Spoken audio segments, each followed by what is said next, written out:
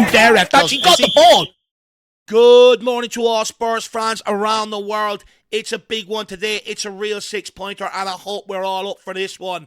As Tottenham are back in Premier League action as we welcome Leicester City down to N17 and look to set the foxtrot. We are winless in our last 6 Premier League games, dating all the way back to Southampton, and we really need to put an end to this today.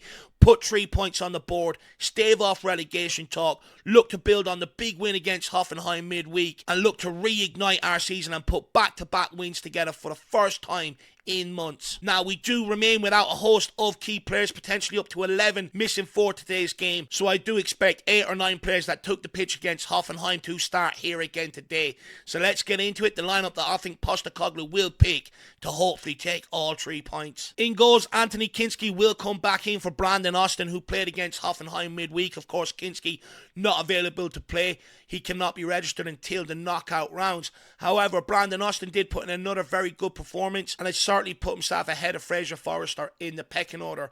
Now, with Kinski, we know what he offers. He's a very good shot stopper, very comfortable under set pieces, and very comfortable with the ball at his feet. But the big thing I'm looking from Kinski here today is that sweeper keeper ability. We've seen in years gone by, Leicester look to play Jamie Vardy in behind the back line. Ben Davies and Radu Dragusin are not the quickest, which means Kinski will have to be quick off his line to snuff out any of them balls in behind. Moving into the back line and starting with left back, I know Postecoglou has said that Djed Spence is a doubt because of soreness from the game last week against Everton. However, he does have a big feature in the matchday programme, and I do think he is going to start here. If he doesn't start, I think Sergi Reguilon will be the next guy in line. I think that's a possibility you might see if Djed Spence doesn't make it. I do not want to see Archie Gray. He fell to his knees against Hoffenheim. It shows that he is running on fumes right now. He's absolutely exhausted, and he will need to play against Salzburg midweek. So I think it's an ideal opportunity to be able to rest Archie Gray. At right back, despite him looking like he needs a rest, Postman Porro will start here again, and he provided a brilliant assist for Maddison's goal and has been impressively sharp going forward in recent weeks, showcasing his passing range, crossing ability and goal threat, and looking much more like the Pedro Porro we saw when he first arrived. However, defensively, he was caught out at the back post again and continues to struggle with defending crosses, and it's an area that continues to get exposed and he needs to improve on. At right-sided centre-back, despite Romero back in training, Postecoglou has said he will not feature this weekend, which means Radu Dragusin will continue his run in the team. Now, in fairness to Radu Dragusin, defensively, I think he has massively improved since I first saw him. However, in possession, he still gives away a lot of ball and still has a lot of work to do in that area. However, fair play to him. Picked up a head injury at Goodison Park, got stitches, rolled himself out there again Thursday, and he's going to put his body on the line here again. We need another massive performance. Just keep putting them in until we can get Romero and Van de Ven back. At left-sided centre-back, Ben Davies, continuing his return from injury, will slot in here again. And quite frankly, Thursday night's result against Hoffenheim would have been very different if Ben Davies didn't perform to the level he did, showing his ability to be able to read the game as he consistently put himself in the way to block every attack that Hoffenheim threw into the box. Ben Davies made 22 clearances on the night, and not only was he solid defensively, but he was also composed in possession, delivering several key passes forward, start and moves. And with our players fatigued and likely to face another tough test here against Leicester, where I think we'll go for it in the first half, look to sit back and consolidate what we've got in the second half, we will need another similar level of performance here from Ben Davies, and if he can deliver it, it will go a long way to helping secure a positive result. Moving into midfield, and if Sarr and Bissouma are not available, Postecoglou will have no choice but to stick with the same midfield three that played midweek, which means Rodrigo Bentancur will continue in the 6. And what a return from concussion. Bentancur showed exactly what we've been missing. He was everywhere on the pitch, breaking up counter-attacks down the left and the right-hand side, allowing the full-backs time to get back in position while also providing protection for the 2 centre-backs. On the ball, he dictated the tempo of the game with a level of class and elegance and composure, which I almost think calms the rest of the team down around him. And when you compare what he offers defensively and in possession to Yves Bissouma, it's night and day. For me, when Bentancur plays, we look far more cohesive as a team, and I think we play with a lot more fluidity in our play. If Postecoglou is to be successful at Tottenham Hotspur, keeping Rodrigo Bentancur on the pitch is absolutely crucial. Playing in one of the two number 8 roles ahead of him, and it will be Lucas Bergvall, who is also out on his feet against Hoffenheim midweek. However, I don't think we've got another option to play, so I do think he'll have to step in here. All he needs to do is keep that industrious nature that he's got, that relentless work ethic, that willingness to go and press, turn over the ball. It will serve him well in the long run. While also in the ball, he has a bit of class.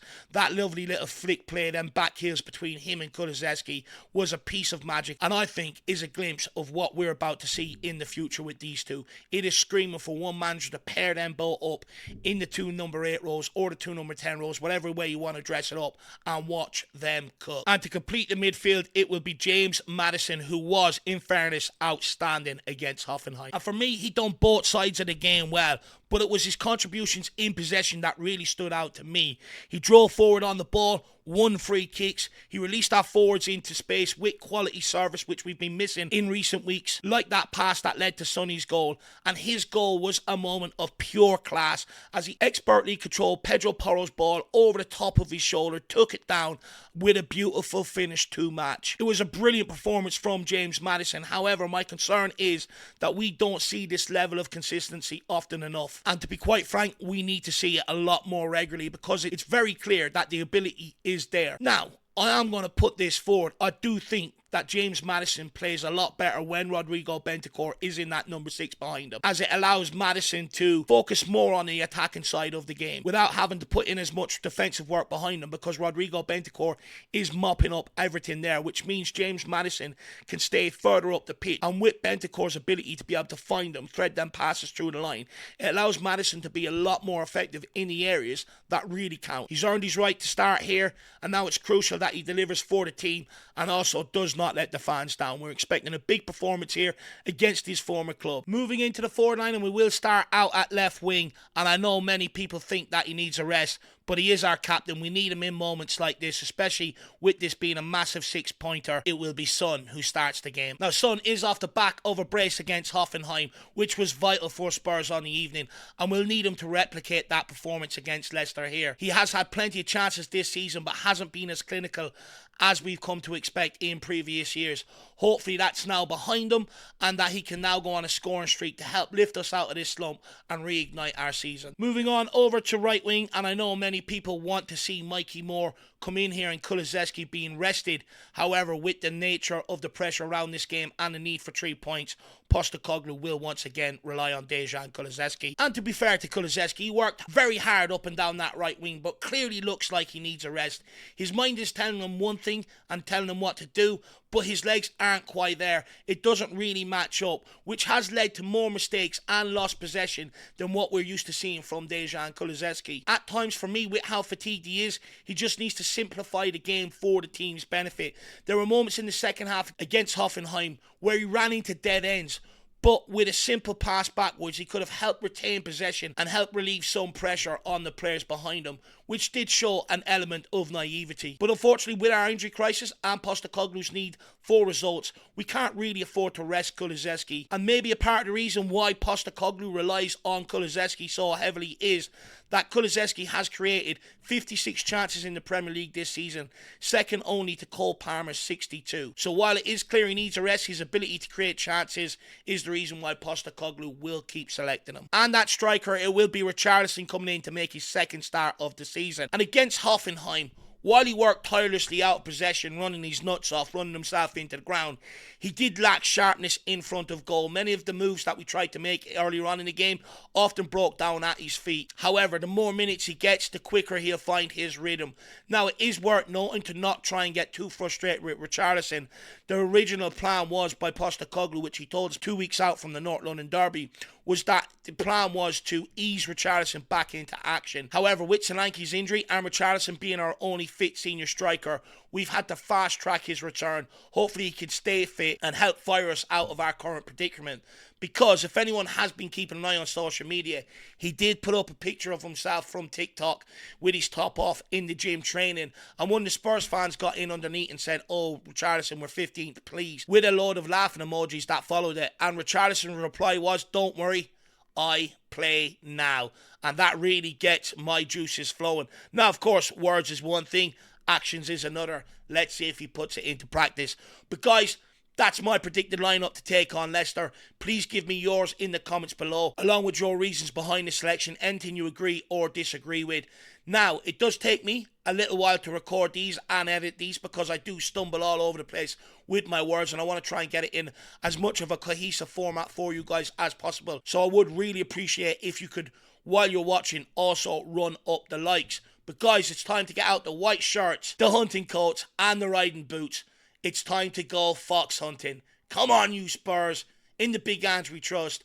We never stop.